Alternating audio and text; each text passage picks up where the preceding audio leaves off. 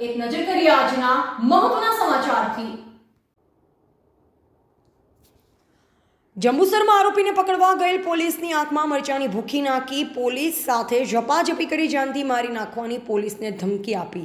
ગૌવંશના ગુનામાં ફરાર આરોપીને પકડવા ગયેલ પોલીસની આંખમાં મરચાની ભૂકી નાખવામાં આવી, પોલીસ ઉપર હુમલો।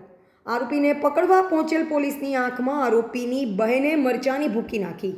ગૌવંશના મુખ્ય આરોપી ઝાબિર ઇસ્માઇલ અહેમદ કુરેશી તેમજ પોલીસની આંખમાં મરચું નાખનાર તેની બહેન ખાતુન ઉર્ફે ખેરુન ઇસ્માઇલ અહેમદ કુરેશીની પોલીસે કરી છે ધરપકડ।